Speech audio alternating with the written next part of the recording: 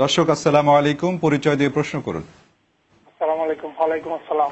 জি ওয়ালাইকুম আসসালাম। জি কে বলছেন ভাই? রাজশাহী থেকে শামীম বলছি। জি শামীম ভাই প্রশ্ন করুন। হ্যাঁ, আমরা যখন রুকু থেকে উঠে সিজদাতে যাব তখন কি আমরা আগে হাঁটু রাখবো নাকি হাত রাখবো, এটা আমার একটা প্রশ্ন। আচ্ছা। আর একটা হলো যখন আমরা তাসাউদ করার সময় এই আঙ্গুলটা কি একবার উঠাবো নাকি এটা উঠিয়ে রাখবো, আবার অনেক সময় দেখা যায় উঠিয়ে অনেকে নাড়াচ্ছে, এইটা একটু আচ্ছা আচ্ছা, জানতে ধন্যবাদ চাচ্ছিলাম। ধন্যবাদ ভাই জীবন ঘনিষ্ঠ প্রশ্ন করার জন্য আপনাকে। জি জি, রুকু থেকে সেজদায় যাওয়ার সময়ে দুইটাই প্রমাণিত যে আপনি প্রথমে দুই হাত দিলেন তারপরে হাঁটু দিলেন, আবার এটাও প্রমাণিত যে আপনি আগে হাঁটু হাঁটু দিলেন আগে তারপরে দুই হাত দিলেন, এটা কোনো সমস্যা নেই।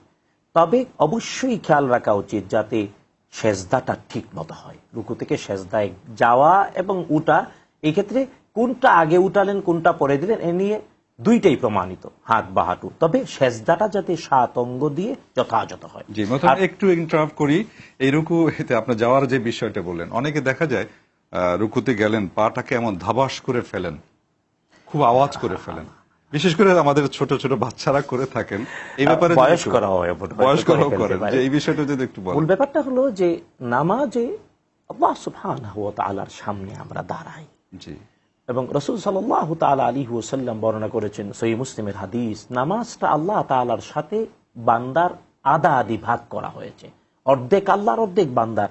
আল্লাহ তাআলার সামনে আমরা স্বাভাবিকভাবে যে কোনো বসের সামনে যদি কেউ দাঁড়ায় কতটা বিনয়ের সাথে, তো আল্লাহ তাআলা নামাজে বিনয়ের সাথে দাঁড়াতে আদেশ করেছেন এবং নিজেও বলেছেন সফলকাম ইমানদার তারাই যারা নামাজে আল্লাযীনা হুম ফি সালাতিহিম খাশিউন, যারা বিনম্র সন্ত্রস্ত ভীত হয়ে আল্লাহ তাআলার সামনে। এই ক্ষেত্রে যে সন্ত্রস্ত ভীত এবং বিনয়ী সে কি ধপাস করে পা ফেলতে পারে ভাই?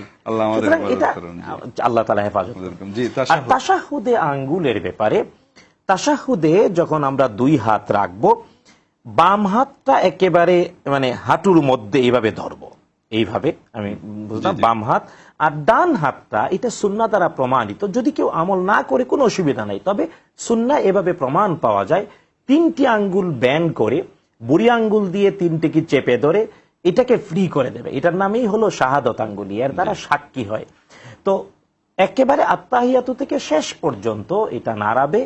আমরা আমাদের দেশে কেবল লা ইলাহা ইল্লাল্লাহ কয়ে নামায় ফেলি, এটার পক্ষে বিশুদ্ধ বর্ণনা পাওয়া যায় না। তবে বিশুদ্ধ বর্ণনা হলো যে তাশাহুদের পুরাটাতেই আঙ্গুলটা, এর নামই তো শাহাদত আঙ্গুলি, আর যখন এই আঙ্গুল নাড়াবে এবং এর দিকে দৃষ্টি থাকবে তখন কিন্তু ওই সময় মনটা হারিয়ে যায় না।